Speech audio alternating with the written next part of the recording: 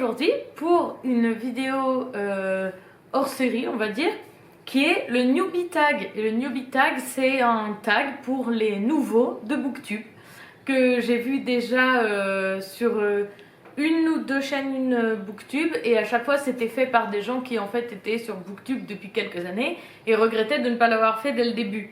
Alors, je suis encore au début, hein, donc c'est parfait, je vais pouvoir le faire aujourd'hui. Donc c'est un tag très simple, c'est juste quelques questions et il faut répondre aux questions. Je mettrai les questions dans la description si jamais vous voulez le faire, parce qu'en vérité c'est un tag qui porte principalement sur notre rapport à la lecture, avec quelques questions sur ce qu'on envisage pour notre chaîne Booktube. Mais du coup, si vous voulez le faire aussi, vous aurez les questions en description et toutes les infos nécessaires. La première question, c'est: quand as-tu commencé la lecture? Et en fait la réponse c'est je ne sais pas, parce que depuis aussi longtemps que moi je me souvienne, j'ai toujours lu et j'ai toujours adoré lire. Et même avant de savoir lire, j'ai eu la chance moi de grandir dans une famille dans laquelle il y avait toujours des livres, aussi bien chez mes parents, enfin chez moi du coup, que chez mes grands-parents. Et puis après, plus tard, quand on a su lire, une maman qui prenait le temps de nous emmener à la bibliothèque très régulièrement. Du coup j'ai beaucoup lu il y a très longtemps. La deuxième question, c'est: quel livre ou saga m'a donné envie de lire? Et du coup, je peux pas tellement répondre parce que comme j'ai l'impression d'avoir lu depuis toujours, j'étais vraiment petite, mais ce dont je me rappelle et ce que je peux partager, c'est ce qui m'a donné envie de lire certains genres ou qui m'a ouverte à des nouveaux horizons littéraires. Le premier dont je me souviens qui m'a beaucoup marqué, c'est les livres du Club des 5. Le Club des 5, c'était les livres que je préférais qu'on m'offre et mon premier plaisir de collection, si on peut dire, puisque quand j'étais petite, je lisais principalement les livres de la bibliothèque et j'en possédais pas tant que ça. Et du coup, le Club des 5, c'est la première fois où j'ai eu plaisir à posséder, à collectionner une série et à les relire et tout ça. Ensuite, prochain souvenir d'ouverture vers de nouveaux horizons, c'est bien sûr Les Chairs de Poule. Je ne pense pas être la seule qui a commencé les livres d'horreur, si on peut appeler ça horreur pour des chairs de poule, mais à notre jeune âge c'était vraiment très adapté, et c'est les premiers livres qui m'ont donné envie de frissons littéraires, on va dire. Après, il y avait aussi les livres de l'école des loisirs qui m'ont énormément marqué. On avait un abonnement à l'école des loisirs où on recevait des livres comme des petits romans pour jeunes adolescents, à peu près une fois par mois. Et ça, c'est des livres qui ont beaucoup participé du coup à mon ouverture à ce qu'on pourrait appeler la littérature blanche, mais aussi et surtout qui ont participé à construire la personne que je suis, parce que c'était beaucoup des sujets de société vraiment intéressants et vraiment très bien traités. Et ça m'a ouvert à plein de sujets de société en fait, cette série. Ensuite, au début du lycée, j'ai commencé à lire tous les livres de Maxime Chatham, et vraiment ça m'a engagée dans un tunnel de thrillers sanglants qui a duré toute l'époque du lycée.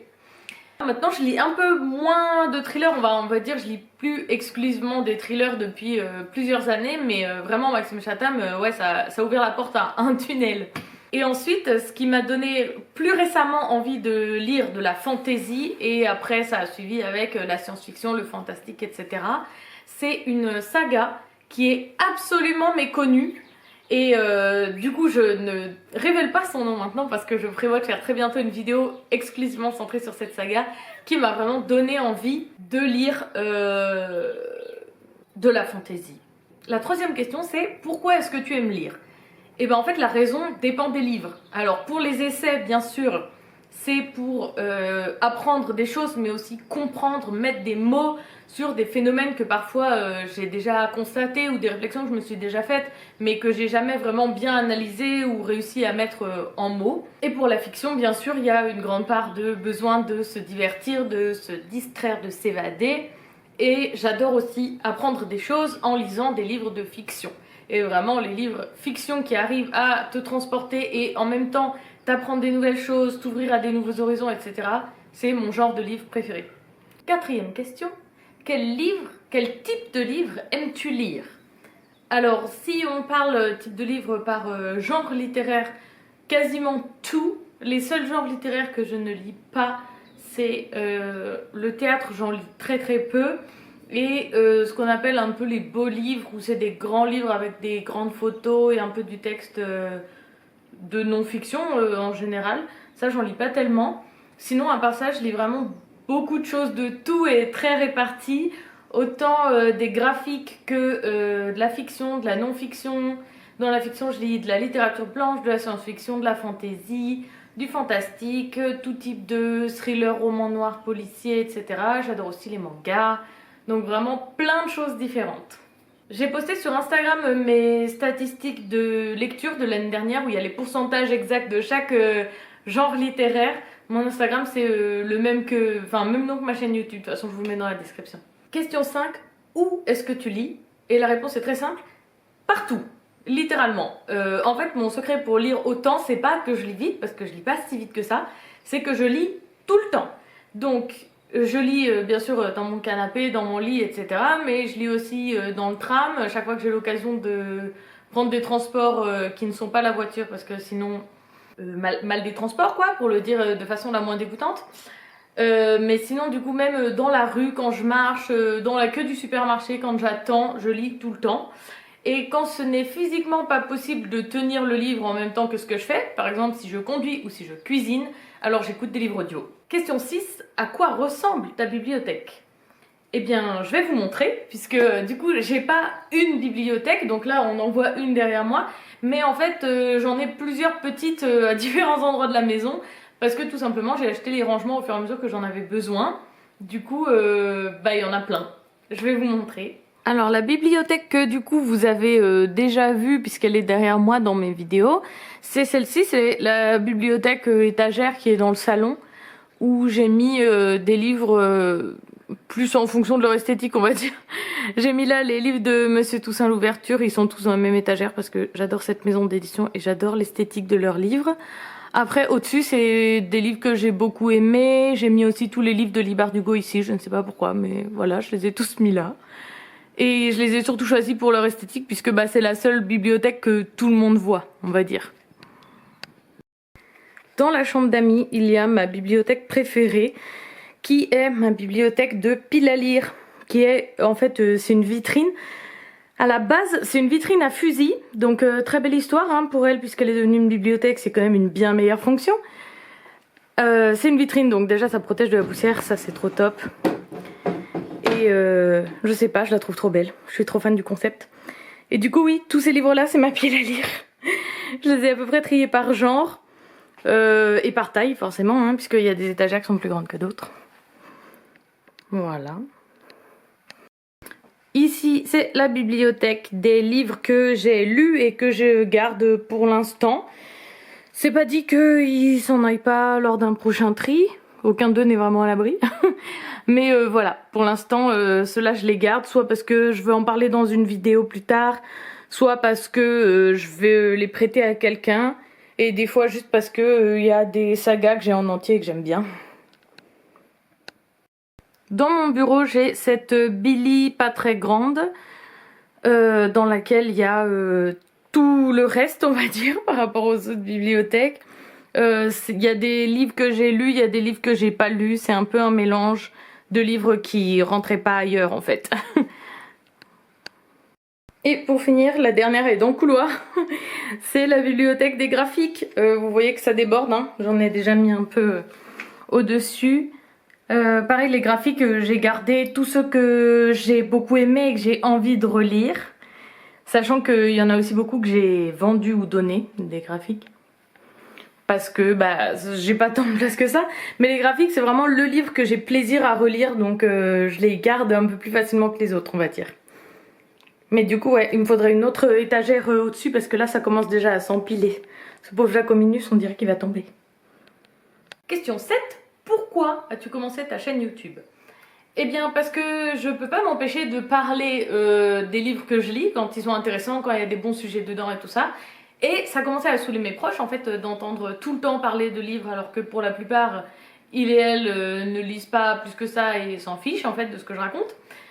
Et du coup une chaîne Booktube c'est un bon moyen de partager ce que j'ai envie de partager sur les livres et de permettre à ceux que ça intéresse de m'écouter et de le faire sans y forcer personne. Question 8. Que penses-tu pouvoir apporter à Booktube? Eh bien, j'espère apporter une diversité, notamment dans les genres littéraires, et aussi pouvoir faire un peu des vidéos sur des sujets plus poussés. Ça fait à peu près 2 ans que j'ai découvert le game de Booktube et que je suis des booktubeurs et des booktubeuses. Et en fait, la seule chose qui m'a moins plu, on va dire, sur Booktube, parce que j'adore Booktube en général, c'est le fait qu'il y ait beaucoup de fantaisie. Et par rapport aux autres genres littéraires, c'est vraiment prédominant. Et même si j'adore la fantaisie, j'en lis moi-même et de plus en plus, parce que je me fais quand même influencer par les chaînes Booktube que je regarde, je trouve que ça manque d'autres genres littéraires et notamment des essais. Parce que sur ce sujet, des essais qui parlent de politique, de sociologie, etc., à part sur la chaîne de Margarito que j'adore, j'en ai pas trouvé tant que ça. Alors n'hésitez pas, s'il y a des créatrices qui font des vidéos sur ce type de livre, mettez-les moi en commentaire, hein. Je dis pas que ça n'existe pas, juste moi je suis pas tombée dessus. Donc aidez-moi s'il vous plaît. Et sinon voilà, j'adore lire tout type de genre littéraire et je trouve qu'il n'y a pas tant de chaînes YouTube que ça sur lesquelles on retrouve une vraie diversité. Et j'aimerais aussi faire, du coup là j'ai commencé par des vidéos simples parce que je commence aussi d'un point de vue technique, hein, à parler devant la caméra, à filmer, monter, tout ça. Donc je vais pas commencer avec le plus compliqué, mais j'ai aussi plein d'idées de vidéos que j'ai envie de faire sur des thématiques précises où j'ai commencé à écrire un peu ce que je veux faire. Mais du coup ça se recoupe avec la question suivante, la question 9. Quels sont à ton avis les plus grands challenges auxquels tu devras faire face sur Booktube? Et c'est le temps et l'organisation. Dans la vie je suis pas la personne la plus organisée qui soit. Et ça demande de l'organisation, mine de rien, de filmer, monter et poster à temps des vidéos si on veut être un minimum régulier. Et du coup, je pense que le plus grand challenge, c'est de réussir à m'organiser pour pouvoir faire justement ces vidéos-là qui demandent bien plus d'une semaine de travail pour faire des vidéos sur une thématique précise. C'est que d'abord, je recherche les livres qui correspondent, ensuite il faut que je les lise, ensuite il faut que je fasse mon analyse, que je rédige un minimum quand même ce que je veux dire, parce que les vidéos que j'ai faites jusqu'à maintenant, c'était beaucoup des choses spontanées. Et là, ça va pas marcher en 100% spontané s'il y a des réflexions un peu développées. Et du coup, voilà, c'est de m'organiser pour me libérer du temps pour faire ça. Question 10. À quel sujet es-tu la plus enthousiaste sur ta chaîne? Et ben justement, à l'idée de ces vidéos spéciales avec des thématiques qui me tiennent à cœur. Je suis très enthousiaste de les faire. J'adore travailler dessus, même si pour l'instant ça prend du temps et c'est pas prêt de sortir. Mais c'est pas grave, moi je m'amuse bien, en même temps que vous les avez pas vus. Du coup, dites-moi en commentaire si vous, il y a des choses pour lesquelles vous êtes enthousiaste à propos de ma chaîne, des vidéos que vous aimeriez me voir faire, par exemple, des types de vidéos que je ne fais pas. Et aussi, dites-moi qu'est-ce que vous préférez sur Booktube et qu'est-ce qui vous plaît moins sur Booktube ou qu'est-ce qui vous manquerait sur Booktube.